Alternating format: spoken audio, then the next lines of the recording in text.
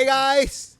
Another week, another episode of the One Man Show. I'm Iman, the talkative one. Here's One, the chosen one, apparently the boxer. And today we have a very special guest with us. My special guest, why don't you tell us your name and what is it that you do?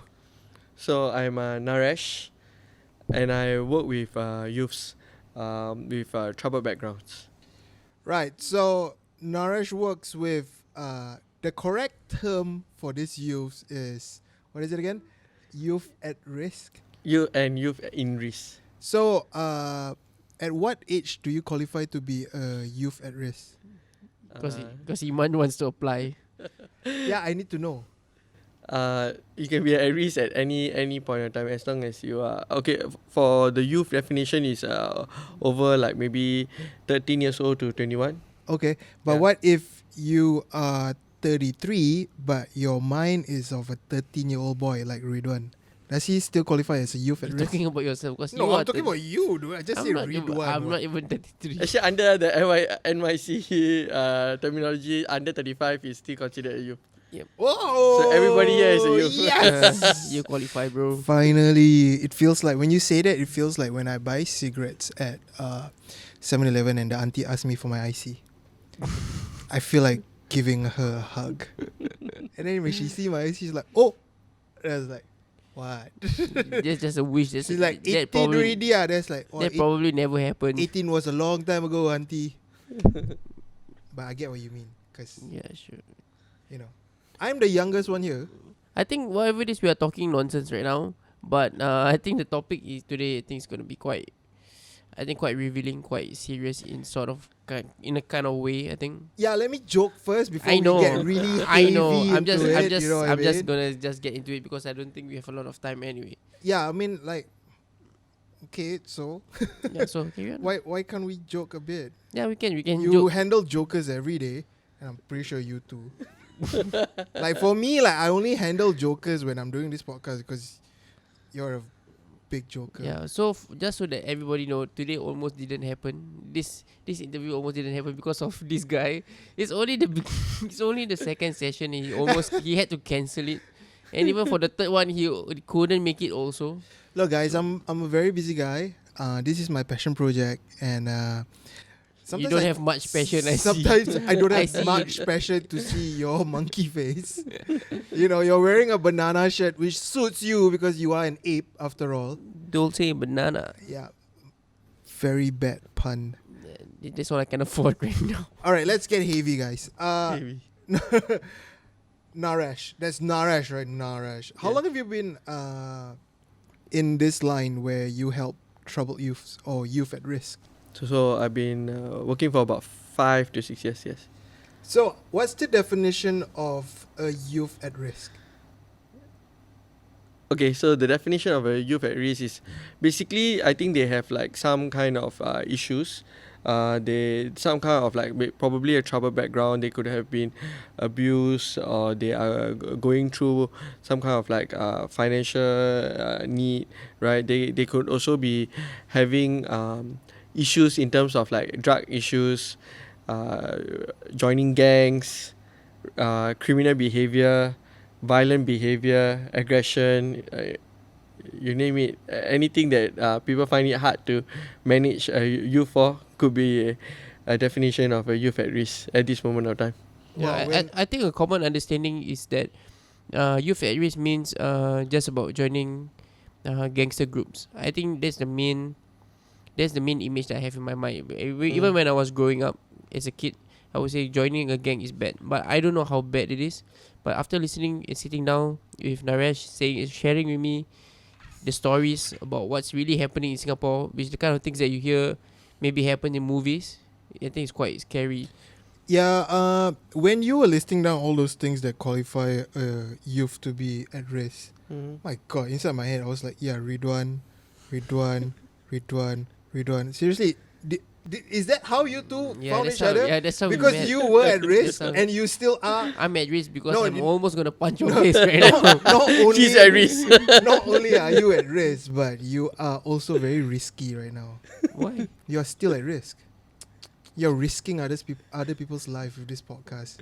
No, but How did you two meet then? Like, what happened here? I think cut it short. I think I got a message first, is it Facebook message or something like that. So for me to work with one of his boys, and who's also training with me right now.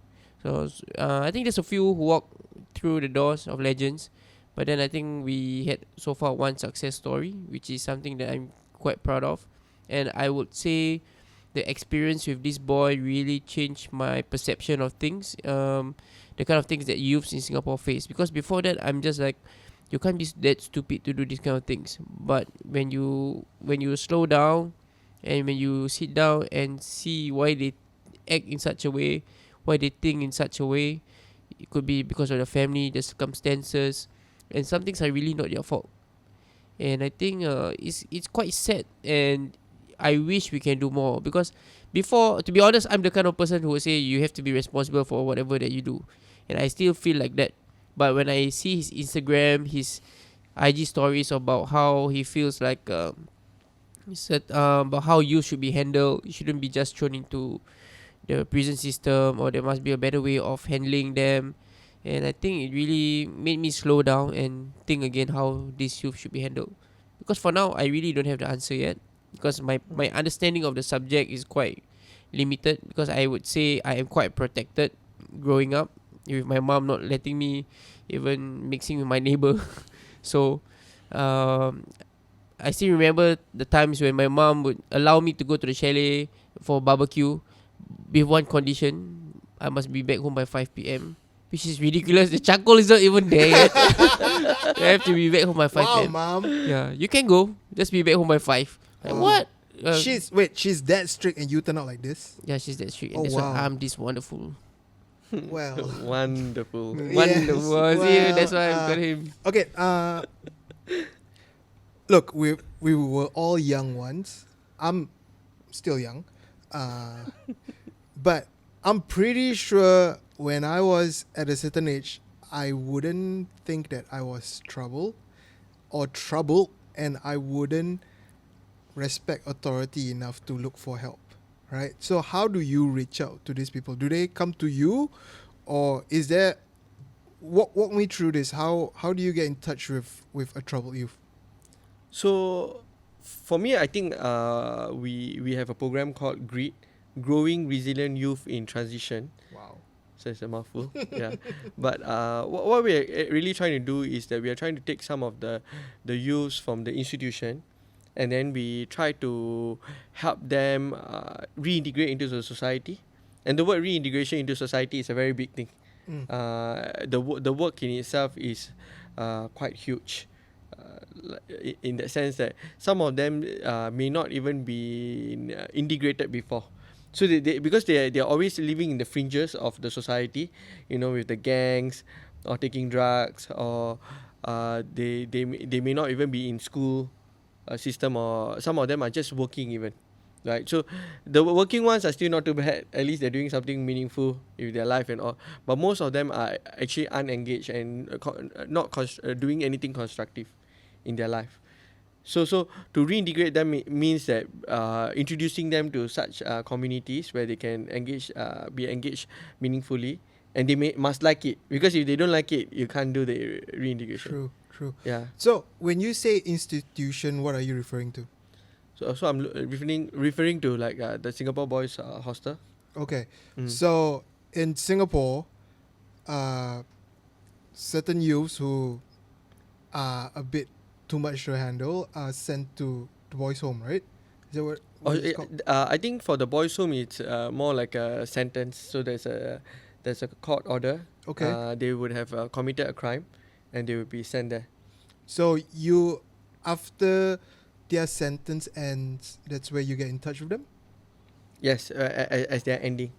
Oh, so it's not during the sentence itself. No. So it's usually at the tail end of their sentence, when they are going to discharge from the hostel. Yeah. Then we come in. Right. Okay. This does not sound like an easy job, right? Tickle my brains here. Why do you choose to do this? Why I chose to do this? Okay, so I was actually working with the boys brigade. Like I was an officer in the boys brigade, and I was actually helping youths all the while, right? And then at the same time, I was also working in the Navy as a submariner. And then after that, I one day decided that I needed to do something meaningful with my life.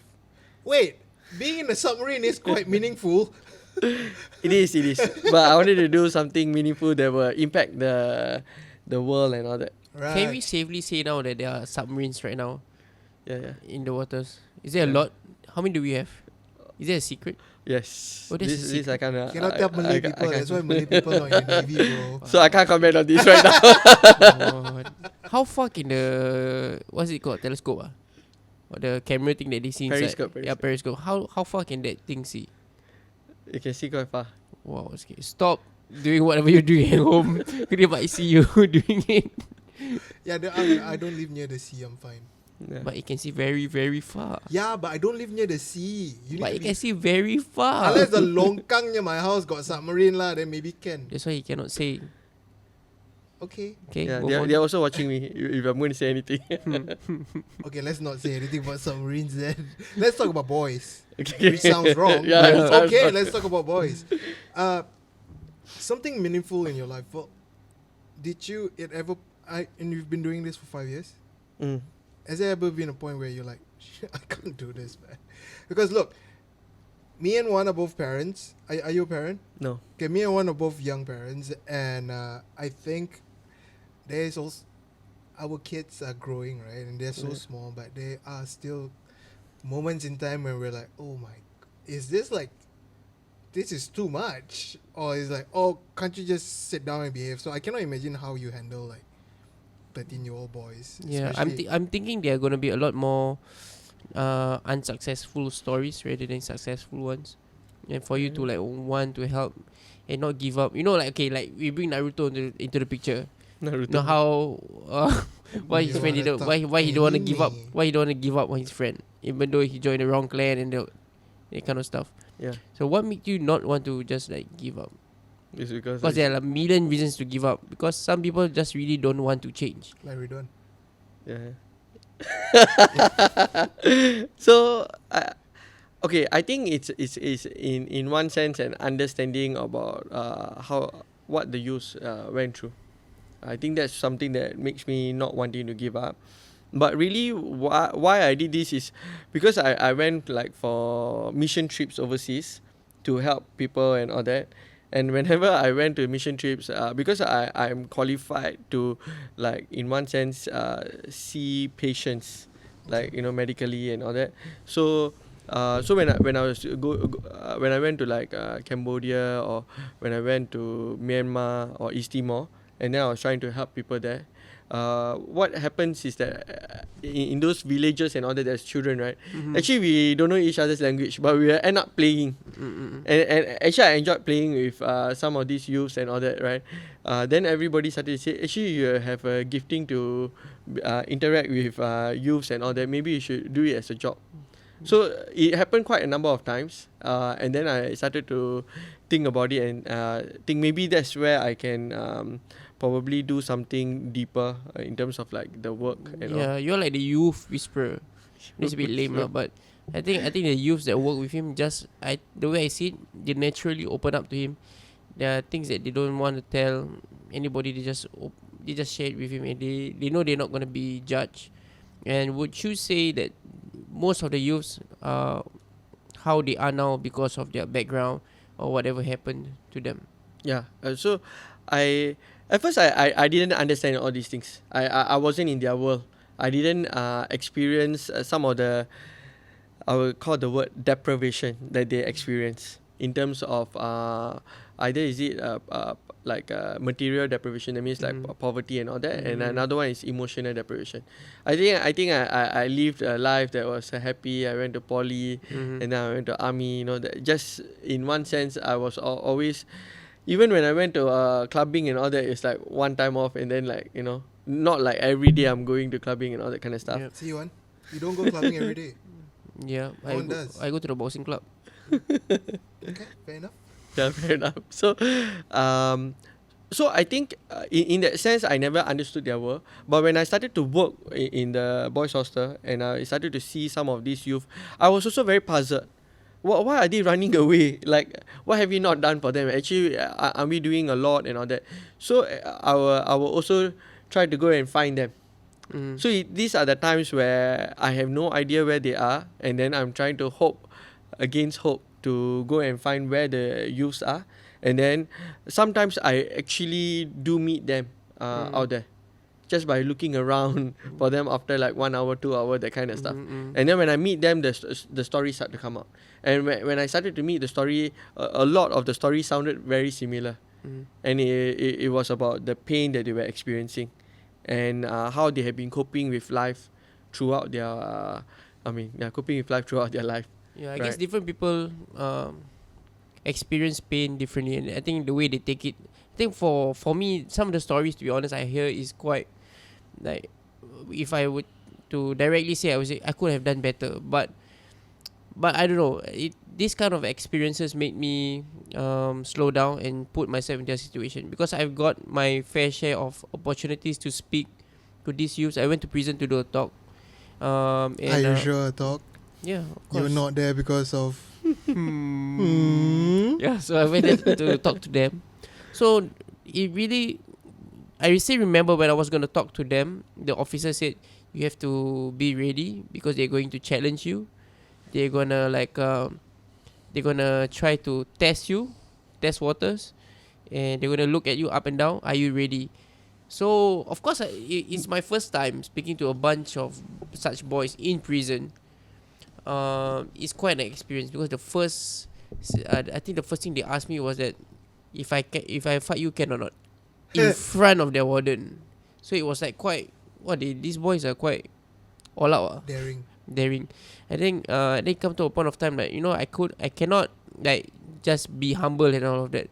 So at one point of time, I had to say, I can fight you, but I won't fight for free, and I don't fight easy fights. Because you like money, right? And that's when they start to stay quiet and like really sit down and listen to what I have to say. Bully people, no money, Yeah, right? I mean, they would say, okay, for example, when I ask them, why do you choose to fight outside? They will say, because he scooped my mother, and it's my job to protect my mother. Wow, that's true. But I would say, how are you going to protect your mother when you are inside here? Then they will think a very deep thought, like they have never thought about it. Like, wow. So this made me think that the way they think is really, really different. And if you were to say that is the families, the background, I guess to some extent, or to a lot of extent, it is because of that. I think he sent us a list of things, so I think we can slowly read it out. Yeah, we'll get into that later. But right now, I think something that's quite interesting that you were saying just now was, when you listen to all these youths and their story, there is something common about all their stories. You say that it sounds very similar. What is it that's common? Drugs, family. Yeah. So I think what's common is I think the one narrative is the pain, the kind of pain that they went through when they were growing up. So I think that is what that made me feel like, wow, actually, did they really grow up in like such a, how did they grow up in such a painful life and still survive up to today? And some of their so-called at-risk behaviors were the very thing that were protecting them. Mm-hmm. Yeah, so if they were taking drugs, that was the very thing that was protecting them from all the pain, It's their or escape. It's their helping them in one sense. So It it's may- like a coping mechanism. It's a maladaptive coping mechanism, but Well, yes. drugs is. Yeah. So would you say that these youths who are at risk, they tend to do the things that they do because they're just acting out and trying to cope? Yeah, I think the way they are acting out and all that is all part of the their nervous system their nervous system response. So I think in terms of like when I understand them and all that, there is like probably 3 states they can be. One is a social engagement stage where they are normal and all that, where they are trying to engage with you and they're happy and cheerful and open to learn and all, right? And then another stage is the fight or flight mode. which is actually a boxer would know that because they are always in a fight or flight mode when they are boxing. It's okay if you don't understand. That's right. Yeah, not really. I only see Ridhwan You're only on flight mode. You're always flying away. all the time Yeah. So Okay. from his life problems. Probably you're in a freeze mode actually. That's the third state. There's a third stage. Yeah. So the third state is a freeze mode, and that's when people try to numb themselves out, depressed. Depression is there. They can also dissociate. That means they don't remember what's happening in their past, and they may be in a kind of a different state altogether inside of them. will that be the most dangerous state, you would say? Yeah, but all of these states kind of serve a function to help them to survive. Mm-hmm. Yeah, because Yeah. I think when we were growing up and we see some of our friends or some people that we know who are not as fortunate as us, right? We'll go to our parents and like they would say something like, "Yeah, he's acting out because because his family is like that one." Or like, "Oh, it's like that one." But you never come to realize what is the like that one. Because Mhm. I can safely say, well, now hearing that, I think all three of us grew up in quite good conditions. But we can never comprehend what the other state of families are. Yeah. And I think for you, it came when you start working with these youths and stuff like that. Like, yeah. for me right now, it's hard for me to believe that there are still these kind of people in Singapore, because I've never. Okay, firstly, I did not go through it, and secondly, I guess my circle is very well protected, where I've never mixed around with these kind of people before, and this youth at risk group and stuff like that. You tend to notice that they are always inside their own circle, and all of them are youth at risk. But it's like in numbers where they grow stronger, right? But at the same time, I also believe that if done correctly and molded correctly, right, these people can actually use their pain to do a lot of better stuff. You know, like I was a sports journalist before this, and you know, time and time again, outside Singapore, around the world, you listen to stories, you tell stories about how people come from adversity, you know, how people, like certain athletes grew up poor, but they channeled that energy, that pain that they have, you know, and it's especially true in the fight game, right? I think a lot of boxers come from very difficult backgrounds, and you know, they have a chip on their shoulder, and then they convert that energy to training and stuff like that, and they become successful. Now, what are we doing here, and what are you doing to try and replicate something like that, where not only do you try to integrate the youth, but you kind of use whatever coping mechanism that they have for their own benefit? So that's a long question. Okay, but I think the whole crux of the matter is that, so they are in the three different states that I was talking about, right? Many of them are in the fight or flight mode most of the time. So they're not out of the state. So actually, I can even say, ask Ridhwan, do you have sleeping problem? Always, right? Because you're actually stuck in a fight or flight mode, and you haven't calmed your nervous system down, right? To become a therapy session. Yeah. Well, that's because he's still going through puberty. Fair enough. My voice is yet to break. He's a late bloomer, apparently. Okay. Right. So many of them are also in some somewhat similar states. When I can go into a little bit of stories that so you can kind of understand it a little bit better, right? The boy is sleeping at home, and suddenly his father comes and takes something that he can find, right, and whacks him. Just for fun. And there's no rhyme or reason, yeah. Right. And if that continues to happen, they are always their nervous system is always on a state of fight or flight. The body will say, why are you sleeping?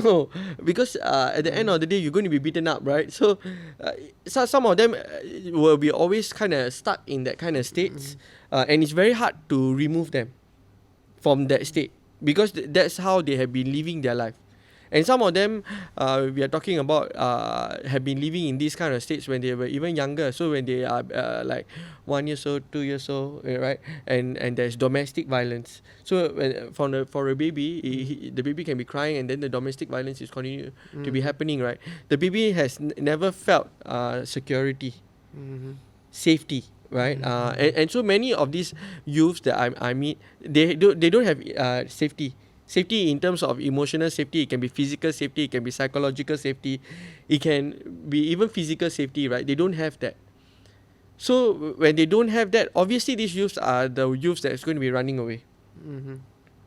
And these youths are going to be finding themselves with other youths who will also be outside at the same time when they're running away. And that's where friendship bloom, right? And then after that, they will tell about their story, and the other person will tell about their story, and they start to realize that they can understand each other. But their understanding doesn't help them to grow into a different person, or it doesn't. It doesn't elevate them to another level. It doesn't. Yeah, so it just perpetuates that. Adults are like that. Yeah, let's maybe join a gang. Let's get protected. That's what I think is scary, because I think it happens to them from so young, and it feels like that is normal. That is how life should be, and I think that's scary for them to feel like this is what love is. Yeah. Especially when it comes from family members, like the guy, like the father beating on the son or daughter for no reason. I think that's quite shitty. Yeah. So I have a youth, right, who I was trying to teach meditation to.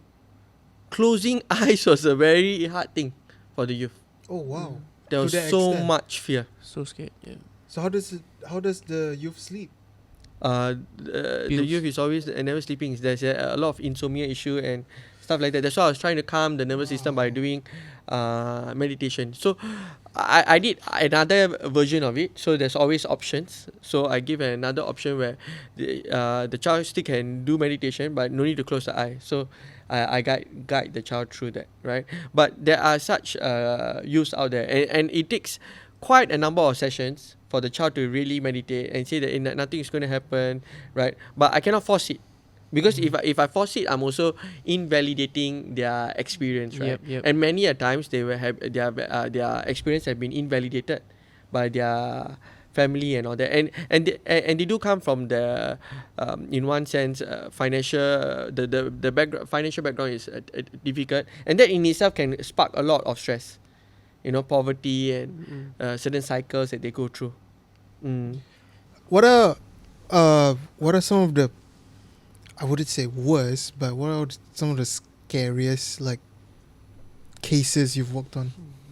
Scariest cases. I think one of the case whom I worked on, the story was really scary, right? Because the boy said that whenever he goes back, he don't understand what his father is trying to do, right? He at first he was telling me he thinks his father is crazy. How old is this boy? This boy, it's actually one of my younger boys, so he should be about 14, 15 years old. So he told me, and because he's discharging from the hostel already, so he told me, Mr. Narash, can you please come over? Right, I think my father is something wrong, right? So at first I thought he's just making some assumptions there, right? So nevertheless, I decided to go and visit him, and he was hungry, and there was no food in the house. So I brought him food, right? But the weirdest thing happened, right? So when I gave the food, the boy wasn't at home. So I decided to walk away and kind of notice where did he go to, right? Suddenly the father took the food that I gave. It's a huge goodie bag like that, right? So he took it, and then I was with another colleague, and we kind of followed him, because where is he taking the food that we are giving the boy, right? Later on, we will find that particular father taking a scissors and then cutting the food up and throwing it in the dustbin. All the food that I gave. Do you know why? Is he on drugs or something? We have no at that point of time we have no idea. And the boy also realized it, that the father threw away all the food and all that, but he has no food, right? So we believe that the father was experiencing some level of Mental mental disorder. illness and all that. Yeah. So we tried to help him, but it was actually very difficult. But the son will be with him. But the stories about this thing is that the father in the previous time will beat him with a golf club. Wow, that's horrible. If that's the case, can you come into the picture? Yeah, and so that's why we actually called the child protection into the picture. Yeah. I think growing up, my mom has always said to me, I mean in Malay, tak ada mak yang tak sayangkan anak. Which means there's no mother in this world that don't love their children. But then also, moms can be wrong. But I mean, I don't deny a mother's love for the child because my mom loves me, even though I've disappointed her a lot of That's times. a lot of hard work. Yeah, it's a lot of hard loving you. work to bring me up. Especially after what you did to your nose, man. Thanks, mama. But anyway, whatever it is, I think he sent me some stuff that mothers have done to their kids, which I feel, I think the sentence where all mothers, there's no mother in the world that don't love their children, does not apply. So for this one, there's this one that says, this is one of the youths. This is what happens to one of the youths, right? So the youth said, my mother wrapped me in a blanket and tied me up and put me inside a cardboard and locked it on the outside. I used my head to knock for hours and she didn't let me out until I stopped. Yeah. That is whack, man. Yeah. There's so one more. There's one more mother. This is an interesting story. Yes. Yeah. So what happened to? Wait, so why? Yeah. Why? Why? Why did the mother do that? Oh, because I think he was naughty. So that's So- her way of. So in that sense, he was naughty. He was misbehaving. So she mummified him. So like, the Right, boy's right. story is that he was wrapped up like a mummy, and he was quite light, I suppose. So she put him in a cupboard and yeah, And I guess like and it's, then locked it. it keeps on happening again and again. In different ways. Yes. Okay. And Yeah. at some point of time, he feels like it is normal. And it's scary because this kind of thing can happen to him growing up. Then when he gets married, he might do it to the child because he's being brought up like that. So for him, he then grew up, right, always lying about things. So that means to say, in one sense, he doesn't say what's on the inside of him. So I mean, we all say it's lying, but what I think of another version of it is that he couldn't say what is he really feels, because what he really feels, and if he say it out, actually is punished. So it became part of his nervous system, and people start to ask him questions. He gets really nervous, right? He goes into this fight or flight mode, and then end up he will just say something that he thinks that he can escape by saying that like what the adult wants. Yeah, Right. and then there's this one more that really makes me quite angry. My family member raped me, and my mom says I'm a liar because I'm a boy and reported me as beyond parental control. This. Yeah, so this is a boy. This is the same boy? You know, it's another boy. Another boy. Okay, hang on. So this boy was raped by the mother. No, By no, a no. family member. By a family A member. family member raped him, but the mother said he's a liar. Yeah, so he went to go and tell his mother that he's being raped, right? Whenever she leaves the house. I would presume the family member is a guy. Yeah. Okay, because no one's gonna complain if it was a girl Mm. and you're 13, 14, you know what I mean? Oh, he was younger than that when it happened. Actually. Okay, maybe I know. someone will complain, but How yeah. can you grow up and you don't feel safe at home? I think that is scary, and you have to feel safe outside. Mm. And when you feel outside, you feel safe outside with people who are not exactly clean. You know, that's where they feel safe. I think that's where things start to go wrong, I think. Mm. Wow. I'm sorry, but my mind is blown right now because this is something that I wouldn't say I'm not familiar. No, I'm not familiar with, but it's the way. How do I say it? Like, I thought this only happens in movies. Yeah. Yeah, You but how know? does But when I heard about this story, I was actually kind of shocked. Yeah, so I mean, it was shocking because at the end of the day, they did manage to put the boy in the boys' home for beyond parental control kind of situation. Oh, so Because he was also acting up. I'm sure he was also acting up because the situation is as such, right, at home. So I think it would have been normal in one sense. He become aggressive or and all that, and then they couldn't control him, and so at the end of the day, the due process is that they will listen to the adults, right? So and yeah, and he did not disclose that to probably the officers too, in the process of it, because I think the family member threatened him that he will slowly do something Wow. to the mother or something like that. Yeah. yeah. Damn, that makes him feel trapped and nowhere to go. And there's nobody to help him, I guess. At what point? Listen, when I can only relate this back to myself and when I was at that age, right? Like, I didn't tell the truth all the time, you know.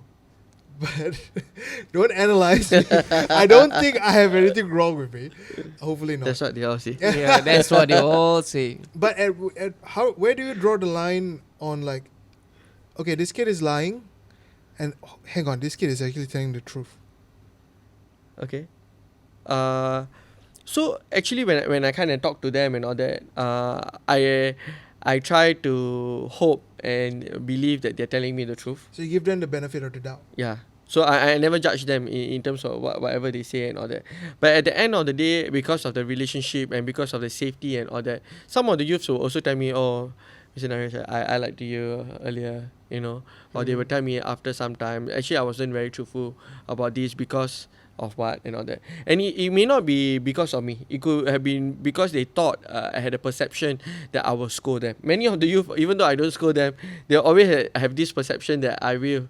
Right. But in a way, I think that's good. I think that gives some sort of like respect.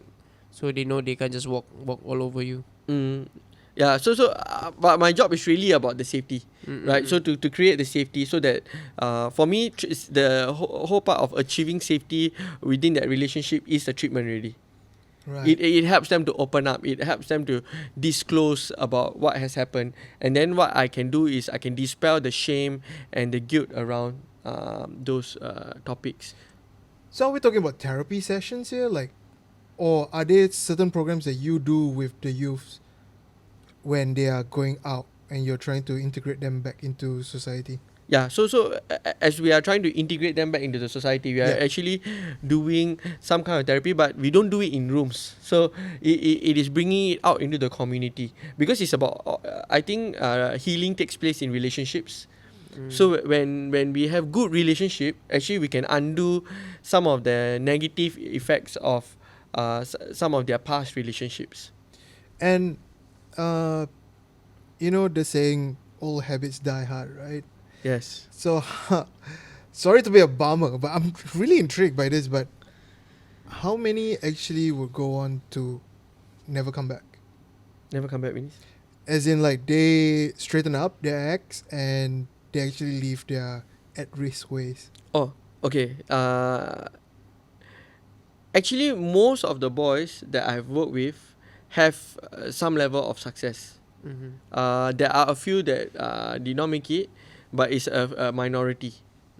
That could be only because we did not work intensely enough for them, and they, in one sense, they couldn't be safe.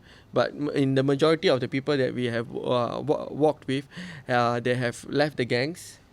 They have stopped drugs, and I think some of them have also have a better outlook in life. So they want to do something for their life and all that. So most of the boys generally have a better understanding of who they are, what they can do, that they have potential and all that.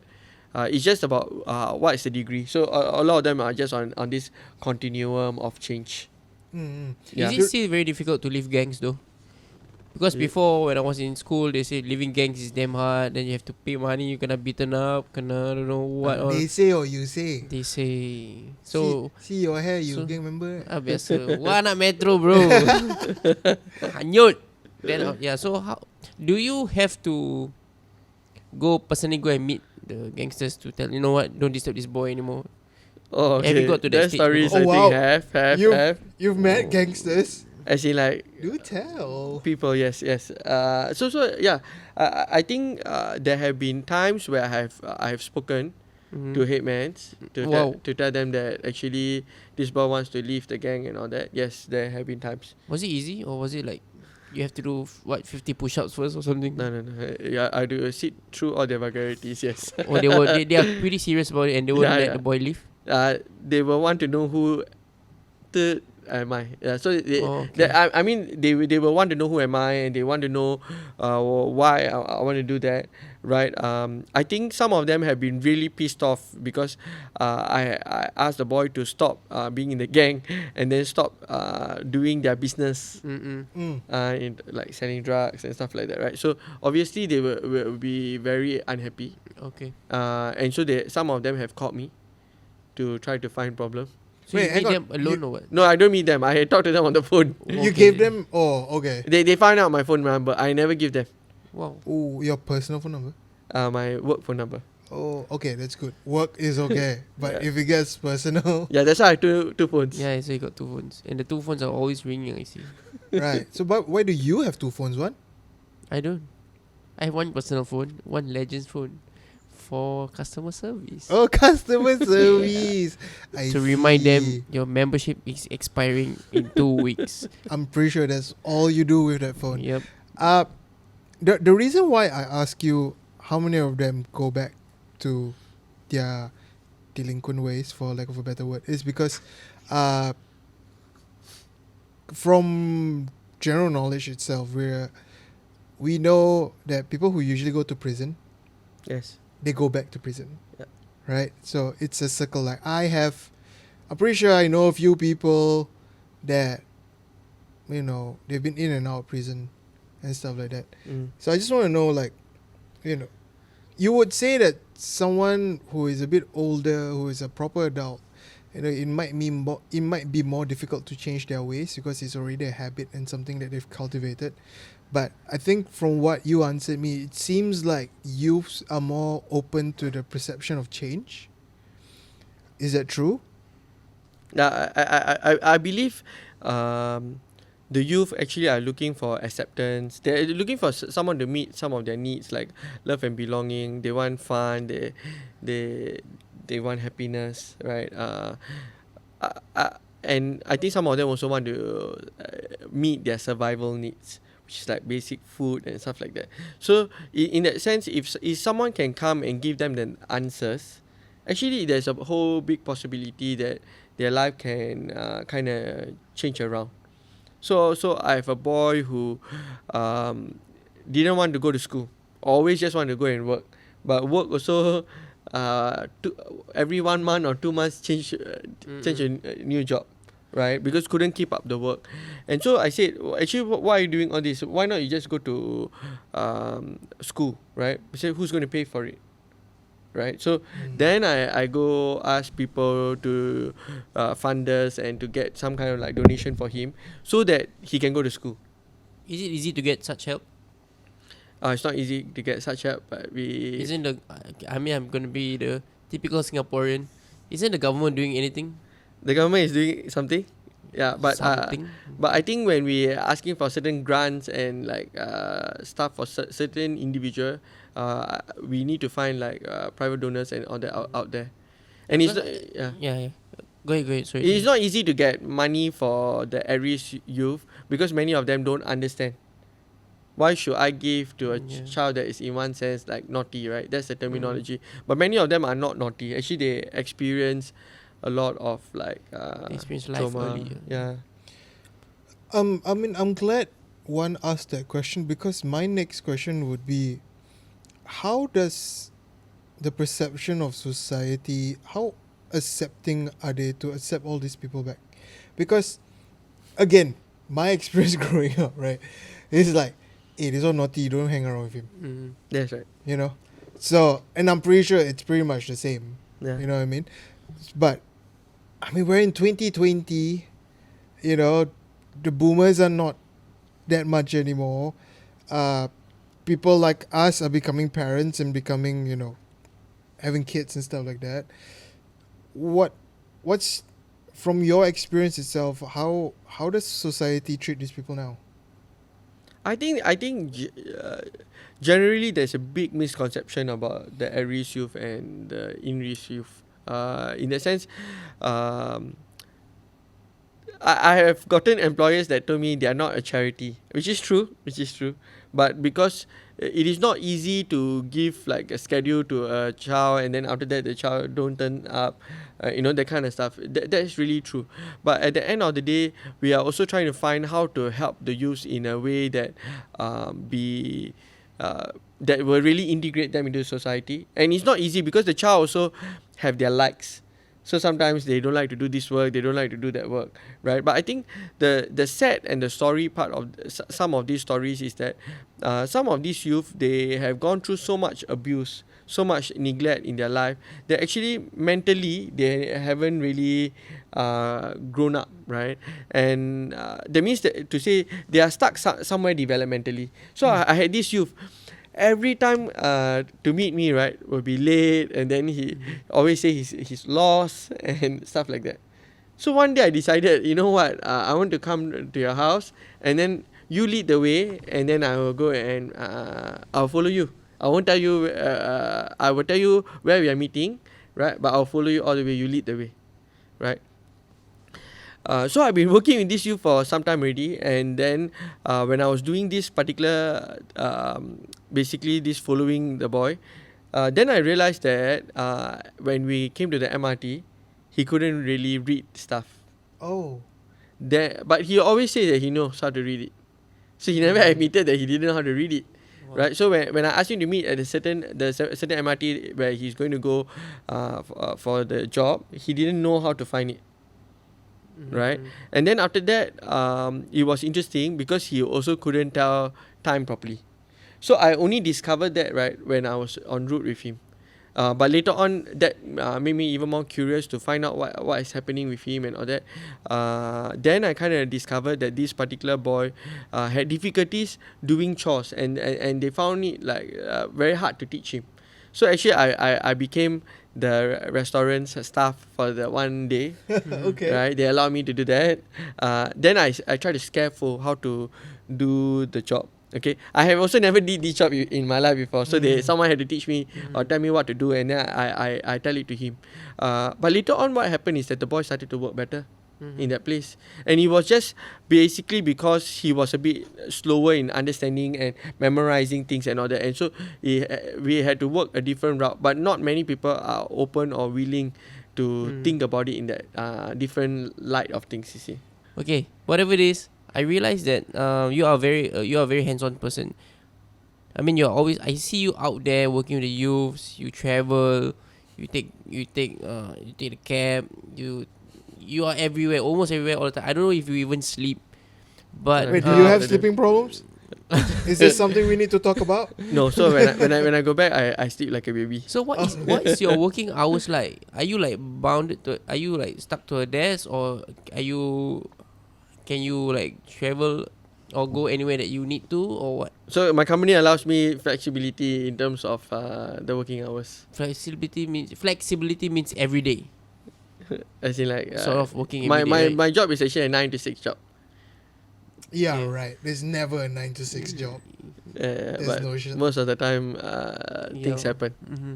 Yeah, so I'm traveling around. Okay, now we've been talking about youths where mother, father, or family is causing them to be what they are now. But do we have youths that are just like that because they are just like that? Is there a lot of that like well-to-do families, a lot of support, a lot of love from the mother, but then they still turn out to be quite troublesome? Yeah. So that those youths. So I've met one youth or couple of youth that are well to do and all, right? But I think is the kind of lifestyle maybe they subscribe to. So some of the richer kids or the one with the better SES, right? Maybe they subscribe to a lifestyle of like cannabis, they are open, and they say everything is good about it. And I think some of the viewers here also will say the same thing.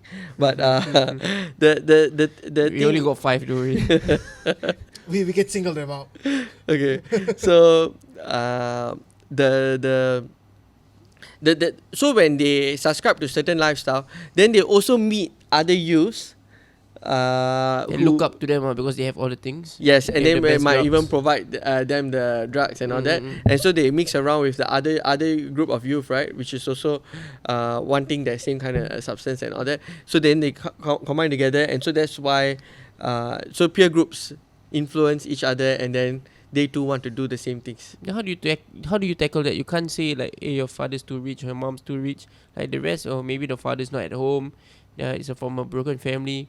So how do you handle these kind of rich kids? So they too have so they don't have the material deprivation part of the things, right? But they have the emotional deprivation because their parents maybe not at home all the time. So there will be something a certain storyline that will come up, which is somewhat similar. That's why I have never met someone that don't have a certain narrative that has somewhat like a trauma in their life. That's yeah. This I just have to say that Iman, you better go home later. Stop sleeping at the bridge. Your kid Oh, needs you. you want to start talking about me sleeping outside the house, huh? I think you need therapy after this podcast, I'm bro. working. I sacrifice. You know. At least the boy that he was talking about just now, before you went to take a shit, the one who couldn't read and has a slow learning growth. At least he had like. I don't understand what you're saying. This is why you also have it, You are because too you slow don't right now. understand what I'm saying right now. He has an excuse. What's yours? What? Exactly. You see, can't read. Always late. Ridhwan cannot do anything else but box. Oh, so I think that's the the punches to the head. Yeah, you see. Wow. I tell you. 2 against 1 now. First is your nose, but now I just realized your forehead also getting bigger. You're getting hit in the forehead a lot, bro. No, like just a hairstyle. It's the hair that makes me look like this. Like a gangster. Yep. I'm one. You don't know. Oh, you see? Teacher, you see? I am one. Now, okay, we've gone through whatever you do. We've gone through the sad stories. Now, give me some happy stories. What are some of the Not yet. I want to share. Just now we share about mothers being quite mean. Why not yet? Now you want the fathers. I want to talk about the fathers now. Yeah, I knew it. So that you don't repeat. Can we not talk about fathers? Last one. We have to say it. Okay, this is quite sad. You do remember we are fathers. Okay. Not important. Okay, so my father put me in a bird cage to punish me, but I love my father. I must have been a naughty boy while growing up. Wait. That is messed up. Wait. Hang on. Sorry, this is no laughing matter. It's true, right? I mean, like, it's true, right? Yeah, for those listening, I'm not laughing at the story, but I'm laughing at Iman's face. That's all I'm laughing at. Sorry, I'm not laughing because of the story, but I'm just trying to imagine how big can a bird cage be? Oh, quite big. Oh, really? Yeah. Because when I was growing up, bird cages were, for those singing birds, they don't look too big. No. So these are like, I think to keep like parrots, kind of like, bigger. Yeah, but still it's a cage. Yeah. But is the father caught or something? Or like... Okay, tell me. So what some of happened these stories are unheard. Like no one really kind of knows about it, right? So it's when we are working with a child, and then we are trying to help to understand what kind of trauma they would have been through. We kind of ask certain questions in terms of their life timeline, what has happened to them and all that. So when we kind of explore that, some of these stories actually are quite jarring and quite shocking, right? But they have really kind of survived it. They have really come to this stage. They are right now like 18 years old, 19 years old, 20 years old and all. So what we are trying to do is that we are trying to help them process some of this pain that they have really gone through. Right. But yeah, so that particular boy went through extensive punishment, in terms of like he was burnt on the thighs, right? He was asked not to sleep, stand on one leg and stuff like that. So it was kind of extensive punishment that he went through. Okay, let How's me the boy doing now, though? Okay, Good, yeah. let me ask something here. We grow up. Some people would say that our parents are a bit old school, where we got smacked around a bit. Yeah. Uh, now that I'm thinking about it, how I think he it- got smacked quite a lot. Yep. you think I did? Wait till you see Ridhwan. Why do you think he became a boxer? They got paid. He wanted to fight back with his father. But then once he become a boxer, he don't know where his father is. Oh my. Oh my god. But at least you know where I am because I am that famous. Sure, bro. Yeah. To what extent is it not okay to punish kids anymore? I mean, like, if you're saying that don't sleep or stand on one leg and stuff like that, you know, my daughter is gonna be 2, and we just introduce her to the naughty corner. You know what I mean? Oh. So like, that's bad. That's like an invisible prison. You shouldn't do that, bro. Shouldn't do that. but I learned from Super Nanny.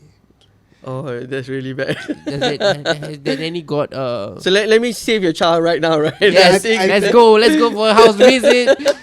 The No, one man no. show is going live. No, what I'm trying to say is, where does the line? Where's the line drawn between severe punishment to trying to discipline your child? Because if you're saying that, oh, you can't discipline your child the way that our parents discipline us, then how can we discipline our child? Have we become a society that's so soft that everything that we do to a child is wrong?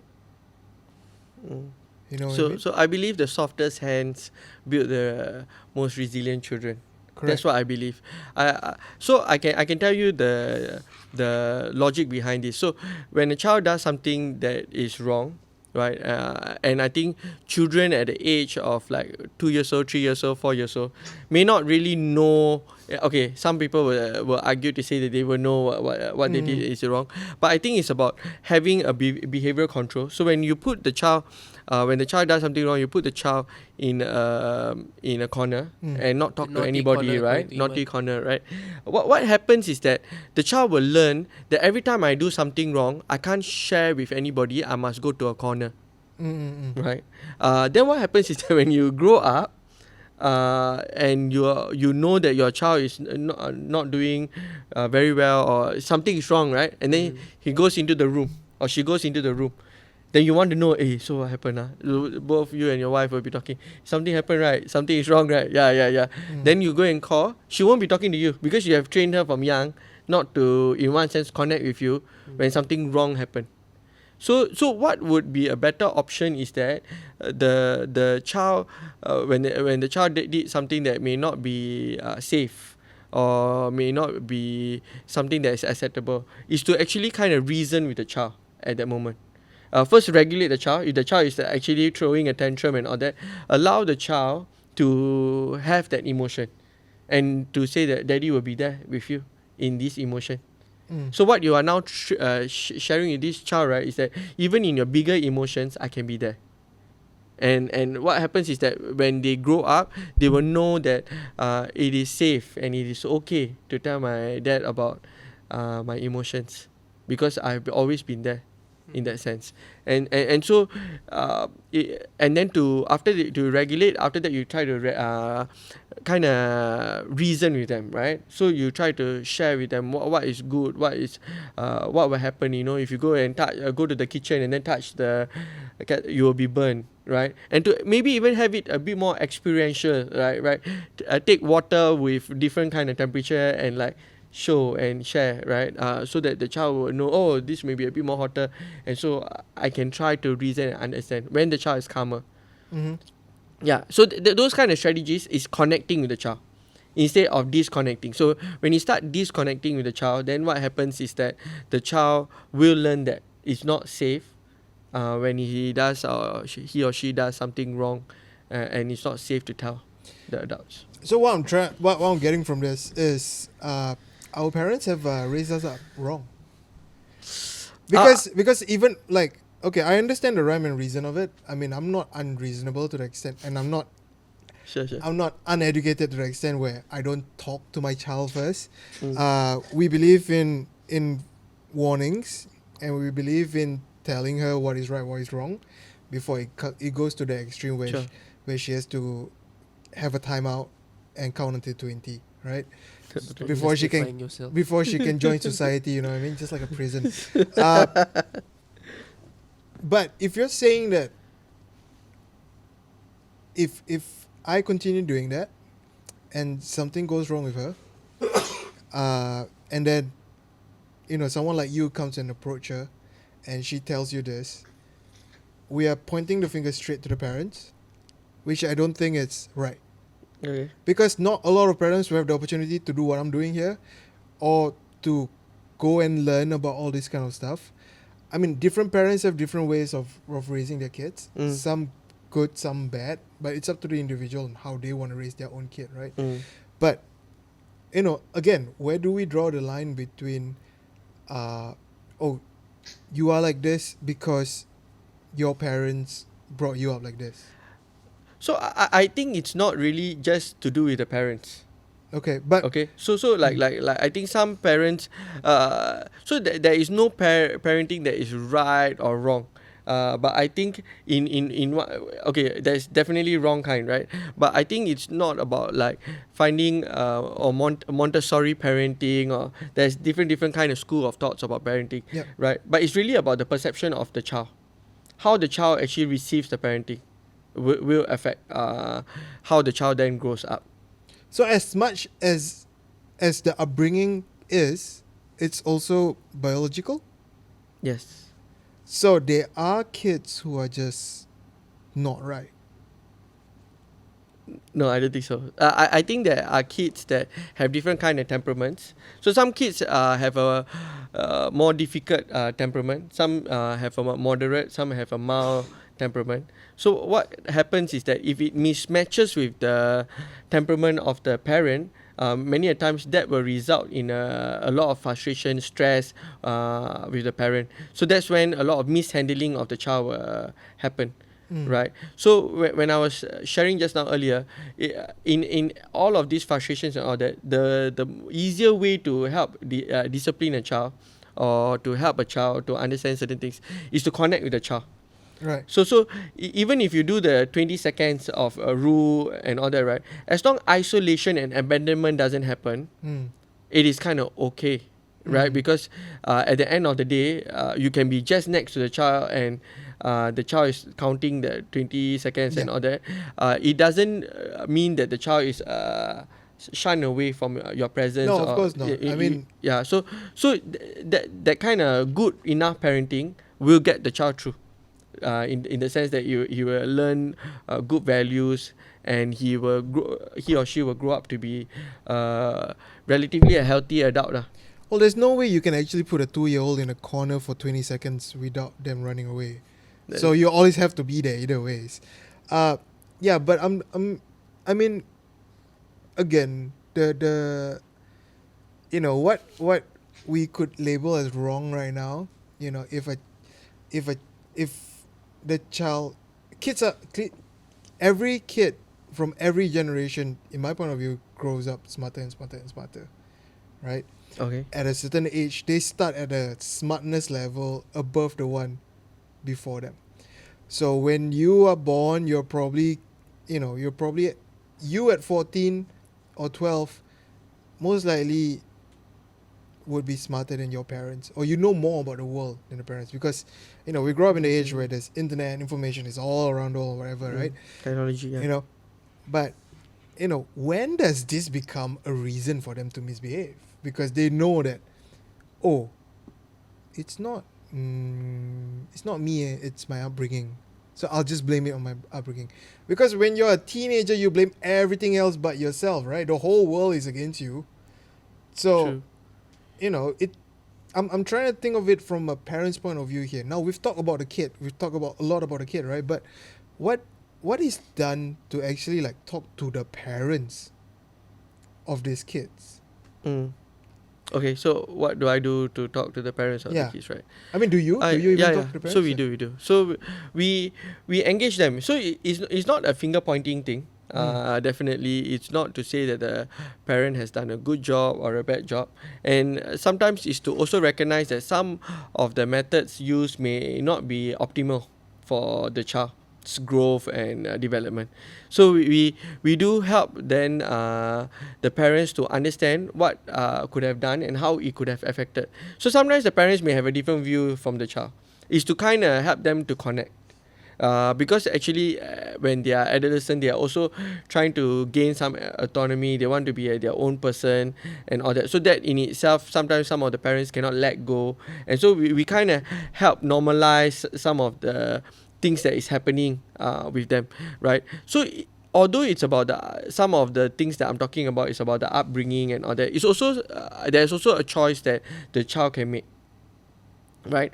So but some of these are automatic behaviors that they may be operating in. So when I talk about the fight and flight and all that, I'm talking about automatic behaviors. So when we come in, we try to break that automatic behavior. That's our goal. To try to help them to know that actually they can make a choice. So for example, it could be automatic that all the time you'll be maybe taking drugs, right? And then right now we can try when we try to build the safety within the home, help the mother to connect with the child and all that, and usually people want to connect.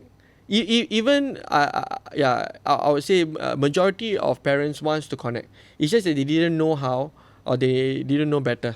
In that sense, there is not evil parents out there. Even some of the stories that I talked about, when I meet the individuals or the parents right now, they're not evil people. They can be actually very cordial. They can actually be very nice people and all that. But just that the methods and the things that they did to the child, definitely, if we heard it, we feel like, wow, this is quite shocking. But when the parent tell it, they do also have their perspective of what happened. Right, but we don't try to discount or we don't try to put down the people. But what we try to do is we try to amend now and see how we can go towards the future. So in terms of connecting and all that, so we try to help them to connect with the child. So, am I right to assume that parents are a lot more difficult to Definitely. try to change than the kids are? Yeah. Interesting. Yeah, because also because I may be younger than them. Yeah, so that's kind of what happens. But as I said, many of the youth have responded to me. So I have youths that shouting in the middle of their house, of their one room flat. The whole flat can hear it. The mother calls me, I'm in a program, and I go down and I try to resolve the matter. That means I try to talk to the boy, and the boy comes down after 1 hour of shouting and tearing down the whole house. Whoa. Right? Why does that happen? Right? Even if the mother was good enough and all that, something happened as the child was growing up that wasn't safe. That's what I'm trying to drive at. And because there was a safety, the child was able to calm down when I went to the house. So I don't think that I'm better than anybody else, but it's just that it's a simple, in one sense, simple strategy of helping them to feel safe. That's what I'm talking about. And even to me, all the youth that I have met, if they, as long as they have a goal and they want to do something in their life, actually it's very easy for us to move them towards that direction. And some people say they are lost. Some people say that they are purposeless and all that. But sometimes they do have a voice and what do you call it? A passion or a dream. So these are some of the questions that I will ask. What do you want to do? So when they tell me that they want to do boxing, for example, so then I connect them with Ridhwan. Oh dear. Yeah. So I mean, it's one of the examples. He is almost as lost as them. How dare you call them lost? He just labeled them lost. No, I never. He I said didn't. some He said people. some people. See, some people are lost, right? Whatever Oh. Some people say they whatever are it is, you lost. have to Oh, pay. now you're twisting words. It's not. We can No, play back the we video. can play back the video. Yeah. I'm on his side. Yeah, but he's lost. So why do you let the Because kids? I'm the best. You're I'm the not. best there is. Have you seen this guy?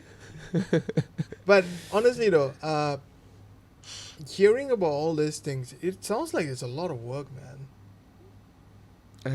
And me just listening to it is kind of exhausting. Like, but what keeps you going? What are some of the success stories that makes you get up in the morning and actually do this again and again?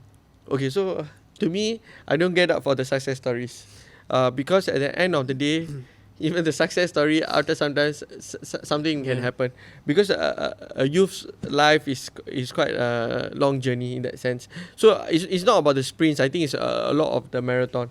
For me, success can be the child that always is not telling the truth because internally he doesn't feel safe. Finally tells me the truth. I think that is the kind of intangible successes that I look out for. I think one of the success that happened recently was a 8-year old boy. When I was talking to him and his father, and the rest of the family, I say, you do you have anything to share with your father and your sister and all that?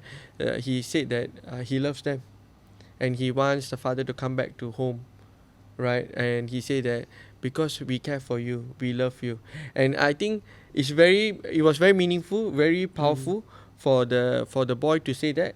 And he turned around to his sister and say, kakak, maybe no one love you and you don't have friends. I'm also like that. I also don't have friends, but maybe we can be friends. And he said, I love you, I can give you a hug if you want. Mm. Yeah, Are you, just are you don't trying show to make me me. cry, man? No, I'm not. So mature Are at you gonna 8 years cry? old. Yeah. So and so when he said that, right, I think for me, I think I teared at that moment. Right, it was a very meaningful thing a Yeah. 8-year-old can say. But a lot of time we don't hear the voice of an 8-year-old, or we don't hear the voice of a child, and we miss out very big things because as adults or sometimes we think that we know it all and stuff like that. Yeah. Wow, that's heavy, man. Uh, Look, I just want to say thank you for doing what you're doing. I think it's a job that not a lot of people can do. Not a lot of people have the patience to do, and I think that not a lot of people are built to do. I cannot imagine trying to do what you're doing. And I think we need, especially now, and I'm not just saying this because the world now is a world that my daughter is going to grow into, Mm. but I think especially now with social media and how information is so widespread that you can get a lot of vices at the tip of your finger, right? Yeah.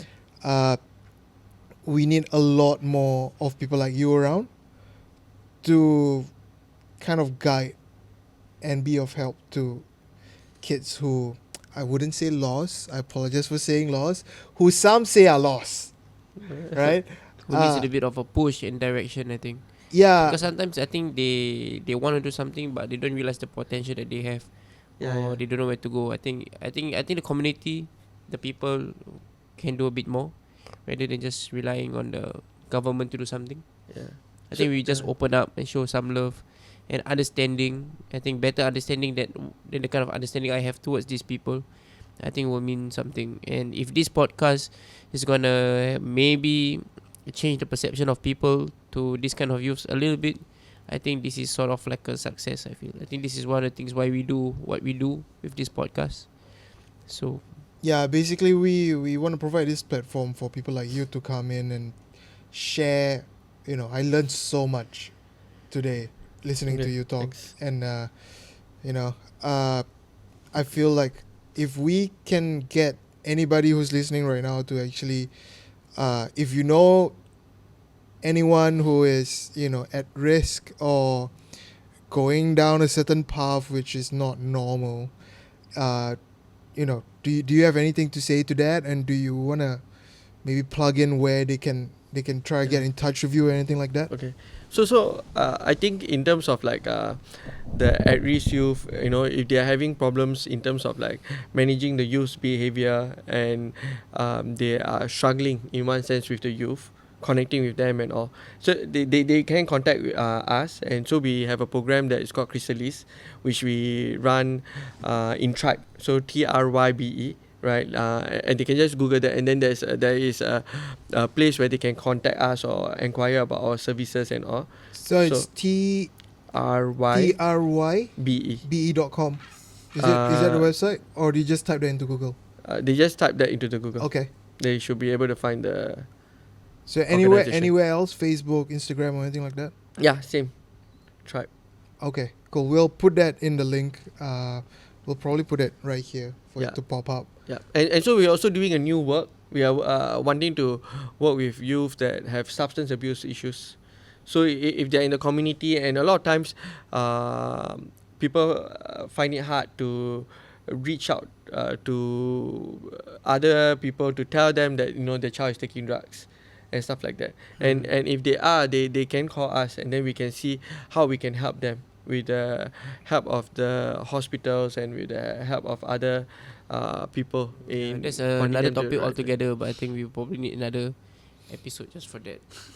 Yeah, your mucus is coming out from your nose already, which means it's past your bedtime. Yeah. Look, Narash, thank you so much for coming on and actually sharing with us some really heavy stories. Did not expect that coming in today because we're quite funny people. But it's this kind of people who, the unsung heroes who actually do this kind of work in silence. People like you who I think I appreciate most in the landscape of life itself, because I think we're trying to make the difference here with this podcast, but you are already making difference to people's lives. So Without people knowing. yes, so thank you again. Okay, thank you so much for inviting me too. And please keep up the good work. And I really hope my daughter does not need to see you one day. I so hope so. Yeah, for the counselling session just now, please pay $99.90. I'm his manager. Yeah, how about no? Yes, 10% goes to me. Okay, cool. So this is the One Man Show with our special guest Narash. Do follow us on Instagram, subscribe on Spotify and YouTube. Also check out Ridhwan's gym. What's your gym's plugs? Legends Fight Sport. We are located at 43 Carpenter Street. And before we end, I just want to say again, you admitted that the show is called The One Man Show, not The One Man Show. Okay. I guess on that bombshell, we'll end it. Bye guys. Bye-bye. Because before, when I was in school, they say living gangs is damn hard. Then you have to pay money, you kena beaten up, kena don't know what all. They say or you say. They say. So, See your hair, you remember? biasa. Wah nak metro bro. Anyut.